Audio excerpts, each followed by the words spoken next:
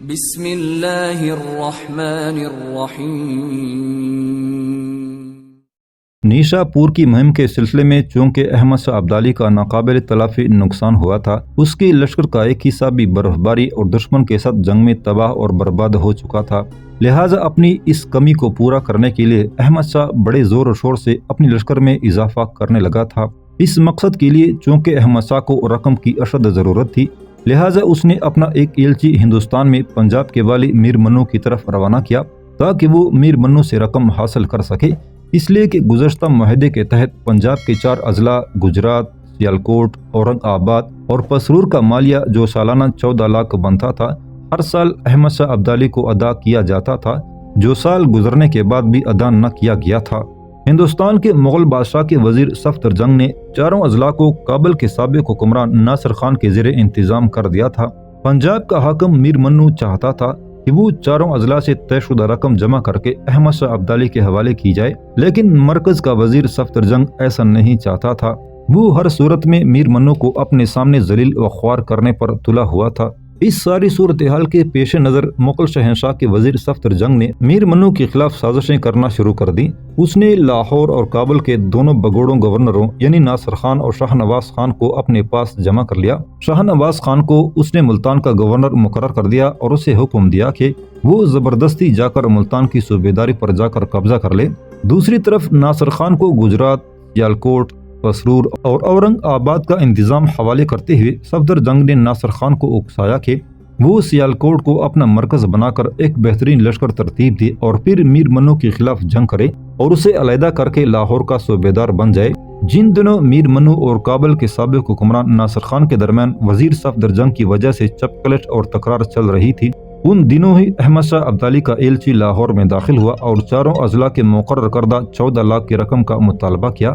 چونکہ یہ 4 اضلاع ناصر خان کے زیر انتظام تھے، لہٰذا میر منو نے یہ رقم مہیا کرنے کے لیے اس سے کہا، لیکن اس نے یہ رقم دینے سے صاف انکار کر دیا، اس لیے کہ ناصر خان اور وزیر صفدر جنگ چاہتے تھے کہ احمد شاہ ابدالی اور میر منو کے آپس کے تعلقات خراب ہوں جن سے وہ فائدہ اٹھائیں۔ آخر جالندھر کا فوجدار آدینہ بیگ بیچ میں پڑا اور اس نے میر منو کو سمجھایا کہ کسی نہ کسی طرح تھوڑی بہت رقم احمد شاہ ابدالی کے ایلچی کو دے کر لوٹا دینا چاہیے تاکہ احمد شاہ ابدالی کی طرف سے کسی حملے کا خدشہ نہ رہے۔ میر منو نے ادینہ بے کی اس تجویز کو پسند کیا اور اپنے پاس سے کچھ رقم دے کر احمد شاہ ابدالی کی ایلچی کو لوٹا دیا۔ احمد شاہ چونکہ نیشا پور میں شکست اٹھا چکا تھا اور اس کی اب سب سے بڑی خواہش یہ تھی کہ نیشا پور میں اپنی شکست کا داغ دھوئے، لہٰذا وقتی طور پر اس نے اس رقم کو قبول کر لیا۔ لشکر کے حالات درست ہونے کے بعد اس نے نیشا پور پر حملہ آور ہونے کا ارادہ کیا اور اس مقصد کے لیے وہ قندھار سے کوچ کر گیا تھا۔ انہی دنوں دوسری بری بات یہ ہوئی کہ مشہد کا شہر جسے احمد شاہ ابدالی نے فتح کر کے نادر شاہ کے پوتے شاہ رخ خان کو وہاں والی مقرر کیا تھا، اس نے بھی احمد شاہ ابدالی کے خلاف بغاوت کر دی تھی۔ احمد شاہ نے اس بغاوت کا ذمہ دار ایران کے سابق حکمران نادر شاہ کے پوتے شاہ رخ خان کو ٹھہرایا تھا۔ تاہم شہر کے حالات کو فراموش کرتے ہوئے احمد شاہ ابدالی برق رفتاری سے اپنے لشکر کے ساتھ نیشا پور کی طرف بڑھا۔ نیشا پور کی گزشتہ جنگ میں احمد شاہ ابدالی کی شکست کی سب سے بڑی وجہ یہ تھی کہ شہر کی فصیل کو توڑنے کے لیے اس کے پاس کوئی توپ نہ تھی۔ اس بار اس نے بڑے احتیاط سے کام لیا اور قندھار سے کوچ کرتے وقت اس نے اپنے ہر سوار کو حکم دیا کہ وہ اپنے ساتھ 12 پاؤنڈ کے قریب ڈھلی ہوئی دات اٹھاتا چلے۔ نیشا پور پہنچ کر احمد شاہ ابدالی نے شہر کا محاصرہ کر لیا اور شہر کی فصیل اور اس کے قلعے کو توڑنے کے لیے اس نے توپ ڈالنا شروع کی۔ چونکہ قندھار سے کوچ کرتے وقت اس نے اپنے ہر ایک سپاہی کو 12 پاؤنڈ کے قریب ڈلی ہوئی دات ساتھ رکھنے کا حکم دیا تھا، اسی دات سے توپ ڈالنے کا کام شروع ہو گیا تھا۔ پورا 1 ماہ توپ ڈالنے اور اسے گاڑی پر لادنے میں صرف ہو گیا۔ اس طرح 1 ماہ بعد احمد شاہ ابدالی ایک ایسی توپ ڈالنے میں کامیاب ہو گیا جو 6 من کا وزنی گولہ پھینک سکتی تھی۔ دوسری طرف نیشا پور کا حاکم عباس قلی خان بھی جنگی تیاریوں میں مصروف ہو گیا تھا۔ وہ ہر صورت میں احمد شاہ ابدالی کے مقابلے میں نیشا پور کی حفاظت کرنا چاہتا تھا۔ تاہم جب احمد شاہ ابدالی نے نیشا پور کا محاصرہ کر لیا تو عباس قلی خان کے لیے اور دشواریاں اٹھ کھڑی ہوئیں، اس لیے کہ اسے خوراک کا سامان حاصل کرنے میں دقت پیش آنے لگی۔ احمد شاہ ابدالی نے چونکہ شہر کا محاصرہ کر رکھا تھا، لہٰذا اناج اور فصل نہ باہر سے لائی گئی نہ ہی نئی اگائی جا سکی اور شہر کے اندر اس قدر اناج نہ تھا کہ محاصرہ طول پکڑنے کی شکل میں لشکر اور اہل شہر کے لیے اناج مہیا کیا جاتا۔ دوسری طرف احمد شاہ ابدالی کو خوراک اور دیگر اشیاء کی کسی طرح بھی کمی نہ ہوئی۔ اس نے اناج اور چارہ جمع کرنے کے لیے کئی جماعتوں کو بھی ادھر ادھر لگا رکھا تھا۔ دوسرے اس کے علاوہ اطراف کے علاقوں سے بھی اس کا رابطہ تھا، جہاں سے وہ بآسانی اناج اور خوراک کی دیگر اشیاء حاصل کر سکتا تھا۔ بہرحال جب توپ تیار ہو گئی تو پہلا گولہ نیشا پور شہر پر داغا گیا، لیکن ہوا یوں کہ پہلا گولہ تو توپ سے چلا اور نیشا پور شہر میں گرا۔ اس سے ایک خوفناک دھماکہ ہوا۔ گولہ کئی مکانوں کے بیچ سے گزرتا ہوا انہیں ملبے میں تبدیل کر گیا تھا۔ ساتھ ہی دوسری بڑی بات جو رونما ہوئی وہ یہ کہ پہلا گولہ چلنے ہی سے توپ پٹ کر بیکار ہو گئی تھی۔ توپ کا یہ پہلا گولہ چلنے سے جو دھماکہ ہوا اس کی وجہ سے شہر میں جو نقصان ہوا اس کے نیشا پور کے شہریوں اور حکمرانوں کے دل دہل کر رہ گئے تھے۔ تاہم ان کو خبر نہ ہونے پائی تھی کہ جس توپ سے یہ گولہ داغا گیا ہے وہ توپ ہی پٹ چکی ہے اور اب کوئی نقصان نہیں پہنچا سکتی۔ نیشا پور کے حاکم عباس قلی خان نے یہ سمجھ لیا تھا کہ جس قسم کا گولہ داغا گیا ہے اس قسم کے اگر مزید گولے نیشا پور پر داغے گئے تو نہ صرف یہ کہ شہر اور قلعے کی فصیل مسمار ہو کر رہ جائے گی بلکہ شہر کے اندر بھی بڑی تباہی کا باعث بنے گی۔ اس نے مجبور اور بے بس ہو کر احمد شاہ ابدالی سے صلح کی درخواست کی۔ احمد شاہ ابدالی تو یہی چاہتا تھا، اس لیے کہ اس کی توپ ناکارہ ہو چکی تھی، لہٰذا اس نے صلح کی درخواست کو قبول کر لیا۔ عباس قلی خان احمد شاہ ابدالی کی خدمت میں حاضر ہوا اور احمد شاہ ابدالی نے اسے امان دے دی۔ کیونکہ گزشتہ جنگ میں احمد شاہ ابدالی کو نیشا پور میں شکست ہوئی تھی، لہٰذا احمد شاہ کے دل میں نیشا پور کے لوگوں کے لیے انتقام کی آگ بھڑک رہی تھی۔ جب وہ ایک فاتح کی حیثیت سے شہر میں داخل ہوا تو اس نے شہر کے سب لوگوں کو اس شرط پر امان دے دی کہ تمام باشندے خالی ہاتھ نیشا پور کی جامع مسجد میں جمع ہو جائیں، لیکن اپنے ساتھ کوئی چیز نہ اٹھا کر لے جائیں، اور یہ کہ اگر کسی کے ہاتھ میں سوئی بھی دیکھی گئی تو اس کے لشکری اسے جان سے مار دیں گے۔ اپنی بے بسی، اپنی لاچارگی پر روتے اور چلاتے ہوئے نیشا پور کے باشندے فاتح احمد شاہ ابدالی کے حکم کے مطابق شہر کی جامع مسجد میں جمع ہو گئے۔ اس کے بعد احمد شاہ ابدالی کے لشکری شہر پر ٹوٹ پڑے۔ جی بھر کے نیشا پور شہر کو لوٹا گیا اور اکثر مکانوں کو جلانا شروع کر دیا تھا، یہاں تک کہ شہر کے تمام گھروں کی تلاشی لی گئی اور مال و اسباب ضبط کر لیا گیا۔ جامع مسجد کے سوا جہاں لوگ جمع تھے تمام مکانات مسمار کر دیے گئے اور شہر کو کنڈرات میں تبدیل کر دیا گیا۔ اس طرح احمد شاہ ابدالی نے نیشا پور کے لوگوں سے خوب انتقام لیا۔ بے شمار مرد اور عورتوں کو غلام اور لونڈی بنا لیا گیا اور نیشا پور احمد شاہ ابدالی کے تسلط میں آ گیا۔ احمد شاہ ابدالی نے تقریباً 18 دن ایک فاتح کی حیثیت سے نیشا پور شہر سے باہر اپنی لشکر کے ساتھ پڑاؤ کیا۔ اس کے بعد اس کا ارادہ تھا کہ سبزوار شہر کا رخ کرے اور اسے فتح بھی کرے، لہٰذا اس مقصد کو حاصل کرنے کے لیے نیشا پور سے اس نے لشکر کے ساتھ کوچ کیا اور سبزوار کی طرف بڑی برق رفتاری سے بڑھا۔ تب شہر کے حکمران نے بغیر کسی مزاحمت اور جنگ کے شہر احمد شاہ ابدالی کے حوالے کر دیا تھا۔ اس کے باوجود احمد شاہ کے لشکریوں نے شہر کو جی بھر کے لوٹا اور جسے چاہا قتل کیا۔ نیشا پور اور سبزوار شہروں کو فتح کرنے کے بعد احمد شاہ ابدالی نے مشہد کا رخ کیا، اس لیے کہ اہل مشہد نے اس کے خلاف بغاوت کی تھی، لہٰذا انہیں وہ بغاوت اور سرکشی کا مزہ ضرور چکانا چاہتا تھا۔ اپنے لشکر کے ساتھ بڑی تیزی سے سبزوار سے احمد شاہ مشہد گیا اور اس شہر کا محاصرہ کر لیا۔ محاصرے کے دوران اس نے اپنے لشکر کا ایک حصہ علیحدہ کر دیا اور اسے 2 حصوں میں تقسیم کیا۔ ایک حصے کی کمانداری اس نے اپنے سپہ سالار جہان خان پوپلزئی کو بنایا، دوسرے کا کماندار اس نے قلات کے خان میر نصیر خان کو بنایا اور دونوں کو حکم دیا کہ وہ نیشا پور کے نواح میں مختلف شہروں اور قصبوں پر حملہ آور ہو کر خوراک کے انگنت ذخائر اور دوسرا مالی غنیمت حاصل کریں۔ مشہد کے نواح میں تون اور تباس کے شہروں پر بھی جہان خان پوپلزئی اور میر نصیر خان حملہ آور ہوئے اور دونوں شہروں کو انہوں نے فتح کر لیا۔ مشہد کے نواح میں سارے علاقے کو اپنی عملداری میں شامل کرنے کے بعد اور خوراک کی وسیع ذخائر حاصل کرنے کے بعد جہان خان پوپلزئی اور قلات کا نواب میر نصیر خان واپس لوٹ آئے اور اس کے بعد احمد شاہ ابدالی نے بڑی شدت کے ساتھ مشہد شہر کا محاصرہ کر لیا تھا۔ تاہم ایران کے سابق شہنشاہ نادر شاہ کے پوتے شاہ رخ کی سرکردگی میں مشہد کے محافظ ابھی تک مقابلے پر ڈٹے ہوئے تھے اور بظاہر شہر کے سقوط کی کوئی امید احمد شاہ ابدالی کو دکھائی نہیں دیتی تھی، لیکن مشہد کے لوگوں کی بدقسمتی کہ ان کے خوراک کے ذخائر ختم ہوتے جا رہے تھے اور مزید خوراک ملنے کی کوئی امید نہ تھی، اس لیے کہ مضافات میں احمد شاہ ابدالی کے لشکری قبضہ کر چکے تھے اور مشہد کے نواحی علاقوں میں جو جہان خان پوپلزئی اور میر نصیر خان نے فتوحات حاصل کی تھی، اس کی بنا پر بھی مشہد کو باہر سے کسی قسم کی رسد اور کمک ملنے کی امید نہ رہی تھی۔ دوسری نا امیدی کی وجہ مشہد شہر کے لوگوں کے لیے یہ تھی کہ نادر شاہ کے بعد ایرانی سلطنت انتشار کا شکار ہو چکی تھی اور اس کے حصے بکھرے ہو چکے تھے۔ مازندان کا شمالی حصہ محمد حسن قاجار نے اپنے قبضے میں کر لیا تھا اور اس کی فوج خراسان میں دندناتی پھر رہی تھی۔ گیلان میں ایک سردار ہدایت خان نے قبضہ کر لیا تھا۔ آذربائیجان میں نادر شاہ کے جنرل آزاد خان نے اپنی حکومت قائم کر لی تھی۔ جارجیا پر ہرکولیس نام کا ایک شہزادہ اپنی خود مختاری کا اعلان کر چکا تھا۔ یہ تو ایرانی سلطنت کے شمالی صوبوں کی حالت تھی۔ جہاں تک ایرانی سلطنت کے مرکزی شہر اصفہان کا تعلق ہے تو مرکزی حکومت کی حالت انتہائی ابتر تھی۔ مرکز میں اقتدار کے لیے 3 امیدوار تھے، ایک بختیاری سردار علی مردان خان، دوسرا رند قبیلے کا کریم خان اور تیسرا افغان سردار آزاد خان تھے۔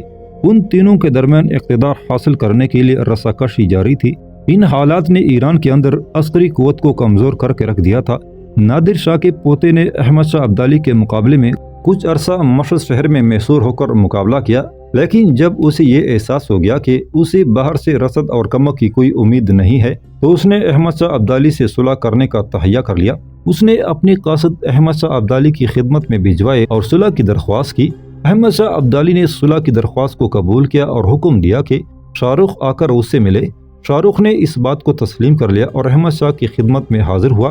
احمد شاہ نے اس کی شایان پذیرائی کی، اپنے برابر اسے اپنی مسند پر جگہ دی اور بڑی محبت اور چاہت اور بڑی نرمی سے اس کے ساتھ گفتگو کی۔ آخر دونوں کے درمیان گفت و شنید کے بعد یہ طے پایا کہ شاہ رخ احمد شاہ ابدالی کی بالادستی قبول کر کے خراسان پر بدستور حکمرانی کرتا رہے گا اور احمد شاہ اس کو بیرونی دشمنوں اور اقتدار کے خواہش مند ایرانی صوبیداروں کے خلاف مدد دے گا۔ اس معاہدے میں یہ بھی شرط رکھی گئی تھی کہ خراسان میں احمد شاہ ابدالی کے نام کا سکہ جاری کیا جائے گا۔ شاہی فرامین اور سرکاری دستاویزات پر بھی احمد شاہ ابدالی کی مہر لگا کرے گی۔ یہ معاہدہ ہو جانے کے بعد احمد شاہ ابدالی اپنے لشکر کے ساتھ مشہد سے ہرات شہر کی طرف کوچ کر گیا تھا۔ اب اس نے ہرات شہر کو اپنا مرکز بنا کر اپنی لشکر اور اپنی عسکری قوت میں بے پناہ اضافہ کرنا شروع کر دیا تھا۔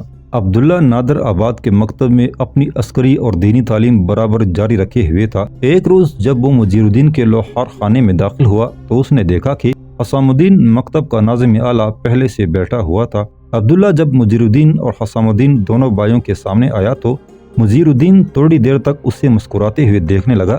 پھر عبداللہ کو مخاطب کرتے ہوئے مجیر الدین کہنے لگا، بیرم خان کے بیٹے، اس مکتب میں تعلیم حاصل کرتے ہوئے تمہیں 4 سال سے زائد عرصہ گزر چکا ہے اور تم بالغ ہونے کے قریب پہنچ چکے ہو۔ کچھ عرصہ پہلے میں نے تمہارے ساتھ وعدہ کیا تھا کہ میں تمہارے لیے منفرد قسم کے ہتھیار بناؤں گا، پھر حسام الدین تمہیں ان ہتھیاروں کی تربیت دینا شروع کر دے گا، جس کے بعد مجھے امید ہے کہ تیغزانی میں کوئی تمہارا مقابلہ نہیں کر سکے گا۔ دیکھ بیرم خان کے بیٹے، میں نے وہ ہتھیار گزشتہ شب مکمل کر لیے ہیں اور وہ ہتھیار آج میں تمہارے حوالے کرتا ہوں اور آج ہی میرا بھائی حسام الدین تمہیں ان ہتھیاروں کی تربیت میرے لوہار خانے میں دینی شروع کر دے گا۔ دیکھو عبداللہ میرے بیٹے، ان ہتھیاروں کی تربیت تمہیں مکتب میں نہیں دی جا سکتی، اس طرح دوسرے طالب علم بھی اس طرح کی تربیت اور ایسے ہتھیاروں کا مطالبہ کریں گے جو مہیا کرنا ناممکن ہے، لہٰذا جو ہتھیار ہم نے تمہارے لیے بنائے ہیں ان کی تربیت تمہیں حسام الدین میرے اسی لوہار خانے میں ہی دے گا۔ اس کے ساتھ مجیر الدین درمیانی دروازے سے اپنے مکان کے سکونتی حصے کی طرف چلا گیا تھا۔ تھوڑی ہی دیر بعد مجیر الدین لوٹا اور اس کے ہاتھوں میں نیام کی ہوئی ایک تلوار، ایک ڈال، کمان، تیر رکھنے کے لیے ترکش، کندھے، بازوں اور پنڈلیوں پر چڑھانے کے لیے فولادی خول، خود، زرہ اور گھوڑے کو انگیخ کرنے کے لیے لوہے کی بہترین مہمیزیں اٹھائے ہوئے تھے۔ وہ ساری چیزیں لا کر مجیر الدین نے عبداللہ کے سامنے رکھ دی۔ پھر وہ بڑی نرمی اور شفقت میں کہنے لگا، عبداللہ میرے بیٹے، ان سب چیزوں کا جائزہ لو، پھر مجھے بتاؤ کہ یہ کیسی ہیں۔ عبداللہ نے باری باری ان سب چیزوں کا جائزہ لیا۔ پہلے اس نے انتہائی خوبصورت بنے ہوئے نیام کے اندر سے تلوار نکالی۔ وہ ایک چوڑے پل کی باری تلوار تھی جس کی نوک سام کی زبان کی طرح 2 شاخی تھی۔ تلوار ایسی سیکل کی ہوئی تھی کہ اس میں سے اپنا چہرہ صاف اور واضح طور پر دیکھا جا سکتا تھا۔ تلوار کا دستہ خوب چوڑا اور لمبا تھا جس پر ہاتھی دانت کا کام تھا اور ہاتھی دانت کے اس کام کے اوپر عبداللہ کا نام لکھا ہوا تھا۔ تھوڑی دیر تک بڑے مانوسانہ انداز میں عبداللہ اس تلوار کا جائزہ لیتا رہا، پھر اس نے تلوار رکھ دی اور ڈال اٹھائی۔ عبداللہ نے دیکھا وہ ڈال بھی عجیب طرح کی تھی۔ گولائی میں وہ عام ڈالو جیسی تھی پر موٹی اور زیادہ مضبوط تھی۔ ڈال کو پکڑنے کے لیے نیچے لوہے کے دستے پر بھی ہاتھی دانت کا کام کیا ہوا تھا جس سے دستہ پکڑنے میں خوب نرم ہو گیا تھا۔ اس دستے کے نیچے ایک باری اور وزنی زنجیر لگی ہوئی تھی، جبکہ ڈال کے اوپر کے حصے میں لوہے کی ایک خنجر نما نوک کافی اوپر بڑھی ہوئی تھی اور یہ خنجر 2 دھارا تھا۔ کچھ دیر تک عبداللہ نے اس ڈال کا جائزہ لیا، سوالیہ سے انداز میں ایک بار مجیر الدین کی طرف دیکھا، پھر ڈال اس نے رکھ دی اور اس کے بعد اس نے خود، زرہ، کمان، ترکش، کندھوں اور پیڑھیوں پر چڑھانے کے لیے آخنی خول اور مہمیزوں کا جائزہ لیا، وہ بھی کمال کاریگری اور مہارت کا مظاہرہ کرتے ہوئے بنائے گئے تھے۔ عبداللہ جب ساری چیزوں کا جائزہ لے چکا تو مجیر الدین بولا اور کہنے لگا، بیرم خان کے بیٹے، دیکھو یہ تلوار ہے، گو یہ بڑے چوڑے پل کی بڑی وزنی تلوار ہے، مگر اب تو کافی بڑا ہو چکا ہے، بآسانی اس تلوار کو چلا لے گا۔ یہ تلوار ایسی سیکل شدہ اور اس پر ایسی پان چڑھی ہے کہ یہ انسانی جسم تو کیا لوہے کو بھی کاٹتی چلی جائے گی۔ اب تم ڈال کی طرف دیکھتے ہو کہ گولائی میں یہ عام ڈالوں کی طرح ہے، لیکن اس کے اوپر 2 دھارا خنجر، نیچے دستے کے ساتھ زنجیر لگی ہوئی ہے۔ اس ڈال کی خوبی یہ ہے، اسے بیک وقت کئی دشمنوں سے مقابلہ کر سکتے ہو۔ اپنے دائیں ہاتھ سے تلوار استعمال کرتے ہوئے بائیں ہاتھ سے تم یہ ڈال بھی استعمال کر سکتے ہو۔ اس ڈال سے تم نہ صرف دشمن کا وار روک سکتے ہو، بلکہ اس کے اوپر جو 2 دھارا خنجر ہے اسے استعمال کرتے ہوئے دشمن پر ضرب بھی لگا سکتے ہو۔ سنو عبداللہ، میرا بھائی حسام الدین آج سے تمہیں اس تلوار اور ڈال کی مشق شروع کرنے کے ساتھ ساتھ دوسرے ہتھیار پہننا اور اس سے کام لینا بھی سکھا دے گا۔ مجھے امید ہے کہ حسام الدین بہت جلد تمہیں ان ہتھیاروں کے استعمال میں بے مثل بنا دے گا۔ عبداللہ میرے بیٹے، اب ان ہتھیاروں کو ایک طرف رکھ دو، پہلے بٹی میں میرے ساتھ کام کرو، اس کے بعد حسام الدین تمہاری تربیت کا کام شروع کر دے گا۔ اس پر عبداللہ اٹھ کھڑا ہوا اور مجیر الدین کے ساتھ لوہے کے گرم سرخ ٹکڑوں پر بھاری ہتھوڑے کی ضربیں لگانے لگا تھا۔ ہرات میں کچھ عرصہ قیام کرنے کے بعد اپنی لشکر کی قوت میں خوب اضافہ کر لیا تھا۔ اب وہ اندرونی شورشوں اور بغاوتوں کو ہموار کر چکا تھا۔ اس نے اپنی توجہ پنجاب کے معاملات کی طرف مرکوز کی۔ ایک عہد نامہ کی روح سے یہ طے پایا گیا تھا کہ گجرات، سیالکوٹ، اورنگ آباد اور پسرور کے اضلاع کا مالیہ جو 14 لاکھ بنتا ہے وہ ہر سال احمد شاہ ابدالی کو بھجوایا جائے گا۔ یہ رقم چونکہ احمد شاہ ابدالی کو باقاعدگی سے نہ بھیجی گئی تھی، صرف ایک بار اس کے ایلچی کے ہاتھ معمولی رقم روانہ کر دی گئی تھی، ورنہ اس کی ادائیگی احمد شاہ کو نہ ہوئی تھی۔ یہ درست ہے کہ اس وقت پنجاب کے اندرونی حالات خلفشار کا شکار تھے۔ ان دنوں ان چاروں اضلاع کا ناظم کابل کا سابق گورنر اور حکمران ناصر خان تھا، جس نے پنجاب کے صوبیدار میر منو کے خلاف ایک طرح کی بغاوت اختیار کر رکھی تھی۔ اس نے ان چاروں اضلاع کا جو مالیہ اکٹھا کیا تھا اس میں سے بہت رقم اس نے جنگی تیاریوں میں برباد کر دی تھی اور باقی رقم یہ خود ہی خرد برد کر گیا تھا۔ چونکہ یہ ناصر خان احمد شاہ ابدالی کے تحت میں نہ تھا اور نہ ہی ان 4 اضلاع پر براہ راست احمد شاہ ابدالی کا قبضہ تھا، لہٰذا وہ مالیہ کی رقم ادا نہ کرنے کی ذمہ داری میر منو پر ہی ڈالتا تھا۔ کئی ایک بار احمد شاہ نے رقم کا مطالبہ کیا اور جب اسے کوئی معقول جواب نہ ملا تو اس نے پنجاب پر حملہ آور ہونے کا تہیہ کر لیا۔ اس مقصد کے لیے برسات کا موسم ختم ہوتی ہی احمد شاہ نے ہرات سے کابل کی طرف کوچ کیا، کیونکہ برسات کے موسم میں پنجاب کے دریاؤں کو عبور کرنا انتہائی مشکل تھا۔ لہٰذا برسات کا موسم گزرنے کے بعد احمد شاہ نے پنجاب پر حملہ آور ہونے کا ارادہ کیا۔ اپنے آگے اس نے اپنے سپہ سالار جہان خان پوپلزئی کو روانہ کیا تاکہ راستوں کی دیکھ بھال اور نگہداشت کرتا چلا جائے، اور اس کے پیچھے احمد شاہ بھی اپنی لشکر کے ساتھ روانہ ہو گیا۔ کابل میں قیام کے دوران احمد شاہ ابدالی نے اپنے ایک نمائندہ ہارون خان کو لاہور بھجوایا تاکہ ایک بار پھر رقم کا مطالبہ کرے، اور اگر اسے رقم مل جائے تو جنگ سے باز رہے۔ ہارون خان اکتوبر کے مہینے میں لاہور میں داخل ہوا اور حاکم لاہور میر منو کی طرف سے ہارون خان کو سرائے حکیمہ مقابل جامع مسجد جوہراں اندرون مستی دروازہ نیز شاہی قلعہ ٹھہرایا گیا۔ 10 اکتوبر کو ہارون خان کی میر منو سے ملاقات ہوئی۔ ہارون خان نے ملاقات کے دوران بقایا جات کا تقاضا کیا، جس پر میر منو نے کہا کہ اس کا مشیر کوڈ عمل چونکہ ملتان گیا ہوا ہے لہٰذا اس کی آمد کا انتظار کیا جائے، لہٰذا مجبوراً ہارون خان کو کوڈ عمل کے انتظار میں روکنا پڑا۔ نومبر کے وسط میں کوڈ عمل ملتان سے واپس آیا تو اس کی ملاقات ہارون خان سے ہوئی۔ اس نے رقم کی ادائیگی سے صاف انکار کر دیا اور کہنے لگا کہ ہم کوئی رقم ادا کرنے کے لیے تیار نہیں، اور اگر احمد شاہ نے ہم پر حملہ آور ہونے کی کوشش کی تو ترکی بترکی جواب دینے کے لیے تیار ہیں۔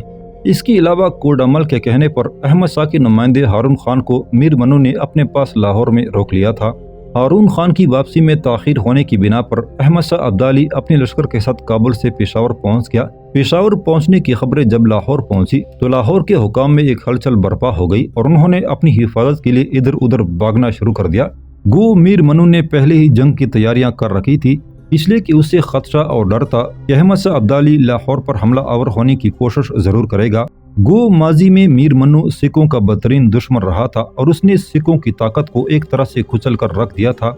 लेकिन चूंकि मीर मन्नू की मशीर कोड़ा मल सिख था, लिहाजा कोड़ा मल ने भाग दौड़ करा के सिखों के सरदार संगत सिंह को अपने साथ मिला लिया और ये सरदार अपनी लश्कर लेकर मीर मन्नू की हिमायत में अहमद शाह अब्दाली के खिलाफ जंग करने के लिए तैयार हो गए थे।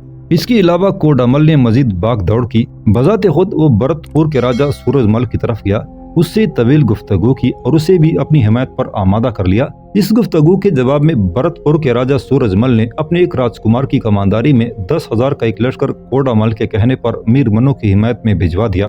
कोड़ा मल और सूरजमल के दरमियान ये तय पाया था कि जिस वक्त अहमद शाह अब्दाली अपने लश्कर के साथ लाहौर पर हमला आवर होने के लिए पहुंचे तो सूरजमल का लश्कर कहीं आस पास गात में बैठा रहेगा और मुनासिब वक्त पर अहमद शाह अब्दाली के लश्कर पर सब खून मारने की कोशिश करेगा। पेशावर से अहमद शाह अब्दाली ने एक बार फिर लाहौर पैगाम भिजवाया कि इकरार नामे के मुताबिक जो अजला उसकी तहवील में दे दिए गए थे उनका मालिया पाबंदी से अदा किया जाना था, लेकिन अभी तक उनका मालिया मुझे वसूल नहीं हुआ, जिसके वास्ते मैं यहाँ आया हूँ।